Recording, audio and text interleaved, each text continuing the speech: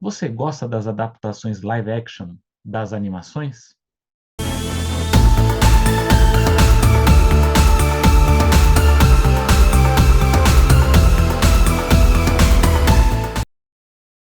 Olá, meu nome é Selby Pegoraro, jornalista e pesquisador.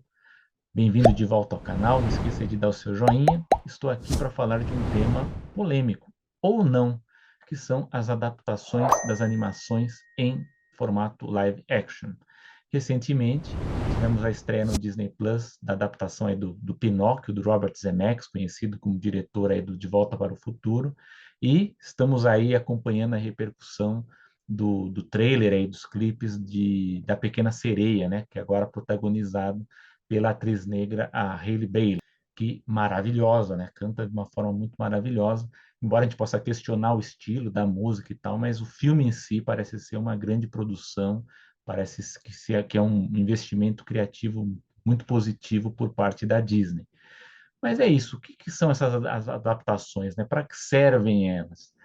Enfim, a Disney está se aproveitando dessas adaptações para reapresentar esses grandes clássicos, essas grandes clássicas histórias que a gente conhece pelas animações para uma nova geração, por vezes apresentando novos valores, novos costumes, modernizar um pouco as ações do que a gente vê, e é um mecanismo que ocorre naturalmente na produção cultural. A própria versão que a gente conhece dos clássicos da Disney são por si só versões alteradas, versões modernizantes de histórias que eram mais violentas, que tinham elementos e costumes que hoje a gente pode considerar antiquados, e esse movimento ele é alterado ao longo do tempo. Basta lembrar, isso ocorre também na própria produção em si das obras que a gente vê originais ao longo das décadas, que a gente tem essas alterações e esses valores que, por vezes, né, a gente tem também uma questão de censura dos clássicos, também censura das velhas produções, que isso também é um assunto polêmico e que pode render discussões aqui, que foram as alterações também dos filmes, justamente por conta das mudanças dos valores, dos costumes da sociedade. Então, muitas representações estereotipadas, representações negativas, por exemplo, de negros e judeus, elas foram alteradas ao longo dos anos 50, dos anos 1960, década de 70 também. Na década de 90, a gente começou um movimento muito forte para banir a representação do cigarro nas animações, não só nas animações, mas nos filmes em geral, isso a gente consegue ver muito bem, muito mais abrangente, né, no cinema.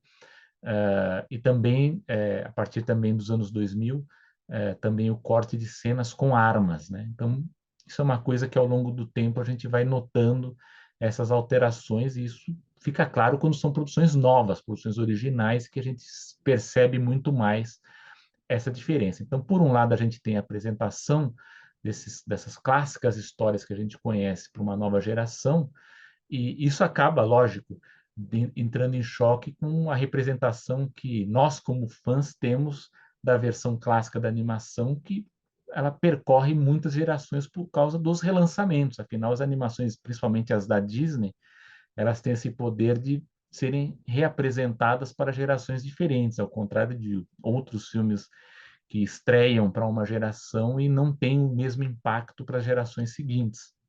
Então, essa é uma questão também que a gente tem que levar em conta. E tem, logicamente, um apelo comercial, porque eles querem explorar histórias já conhecidas, já testadas, e como agora todas as animações elas já estão no Disney Plus, né, praticamente todas, o relançamento desses filmes em versão live action ela acaba também servindo como uma nova fonte de receita para os estúdios. A gente tem duas formas básicas desses relançamentos, às vezes é uma adaptação que foge, né, toda a estrutura narrativa da animação clássica. A gente tem o caso, por exemplo, do Mowgli, que é uma adaptação live action da Disney que eu gosto muito, ou até mesmo da Cinderela, que eu não acho tão redondinha, assim, tão perfeita, mas eu gosto muito da atuação da Kate Blanchett e de certas situações criadas nessa adaptação em live action. E nós temos outros casos que tentam ser remakes literais, só que com essas mudanças de valores e de costumes que a gente encontro na atualidade. É o caso, por exemplo, da adaptação da Bela e a Fera, que é uma adaptação praticamente literal da animação, é, que por si só, para mim, me causa problemas, né? Eu acho que acaba se criando algumas soluções estéticas novas para tentar inovar, para criar alguma novidade, e nem sempre isso é muito feliz. E no caso da Bela e a Fera, também a escolha da atriz ali também, para mim, não foi muito feliz. Mas a gente tem essas diferenças, né, de adaptações que são literais e outras que tentam fugir um pouco daquela estrutura clássica da animação que a gente tenta conhecer. Agora, tanto conhece. Mas sobre a escolha de ator, atriz, se vai se ter a troca do gênero, ou se vai ser a troca da etnia, isso aí para mim não tem tanta importância, né? Até porque a animação, como ela está, ela continua existindo, ela continua disponível, então, para quem gosta, vai continuar assim. O meu problema é mesmo qual vai ser o impacto cultural dessa nova versão, né? Tem um exemplo, por exemplo, que é do meu amigo Dragão, do Peter Dragon, cuja versão original dos anos 70 ela é musical.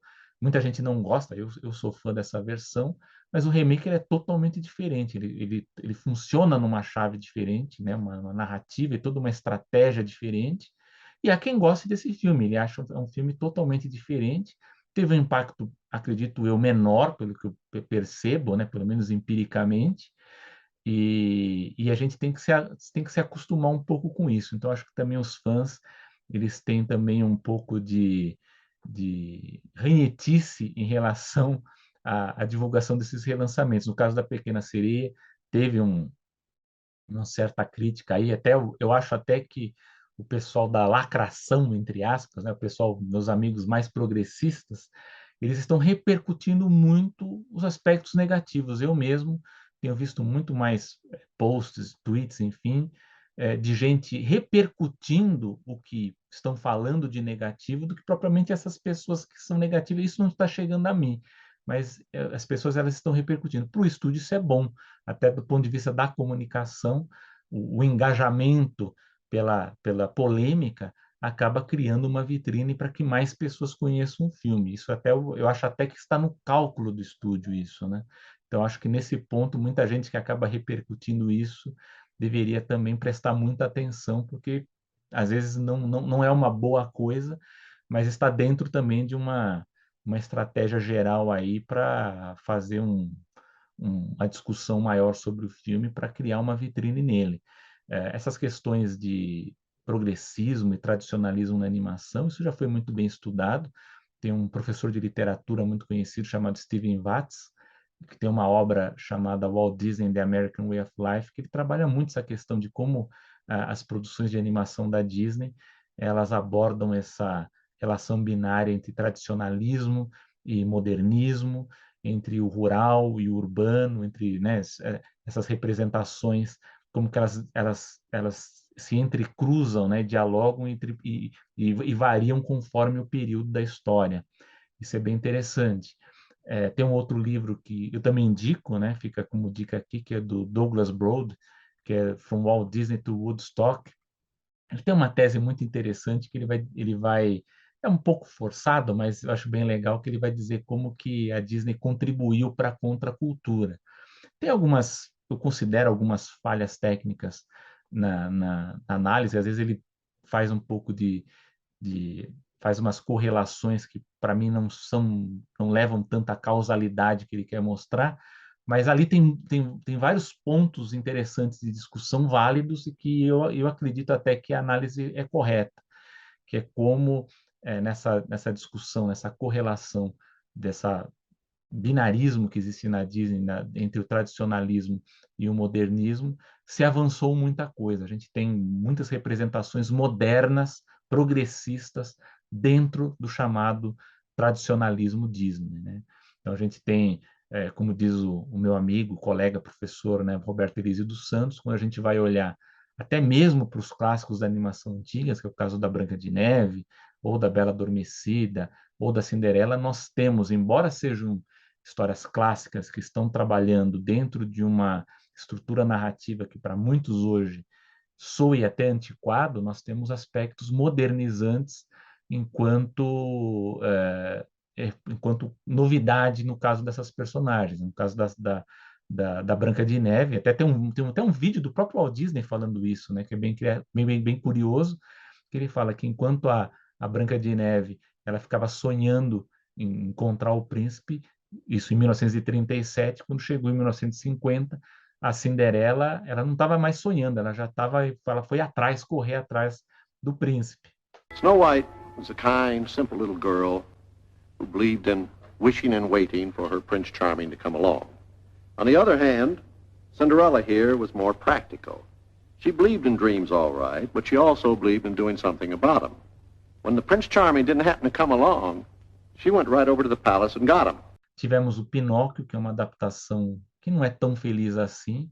Eu acho que quando nós temos situações que na animação, as nuances que a animação explora, ela é feita com muita perfeição, isso se perde na adaptação live action. A animação em si também eu tenho um certo problema. O que eu achava que teria problema no final, eu gostei muito, que é o caso da representação dos personagens do João Honesto e do Gideon, mas além dessa questão da nuance, tem também o problema do que eu chamo de cenas mais fortes, cenas mais impactantes, que enquanto criança eu lembro que me impactou e até me assustou. Conheço muita gente também que aconteceu isso, e com live action isso perdeu seu efeito, né? Tanto cena da baleia, quanto também a cena da Ilha dos Prazeres também, que eles tiraram a cerveja também, puseram lá uma bebida não alcoólica, que acaba perdendo um tanto do sentido da cena, né? Em relação ao que mostra a animação ali enquanto lição de moral. Então, acho que esse é um problema também. A gente quer também modernizar muito nas adaptações, mas acaba perdendo um pouco em nuances e em situações de impacto, né? Que, no caso, os clássicos acabam funcionando melhor. Uma coisa que alguns podem não gostar, mas comigo, na comparação, sempre funciona. Você vai pegar uma animação clássica e um live action, 99,9% a animação ela é superior, né? Então, se você tiver que escolher entre um e outro, eu sempre acho que a animação, sendo lida dentro do contexto da sua época, ela é uma produção superior. Bom, meus amigos, ficamos por aqui. Se você tiver alguma dúvida, crítica, entre em contato, faça o seu comentário e nos vemos na próxima.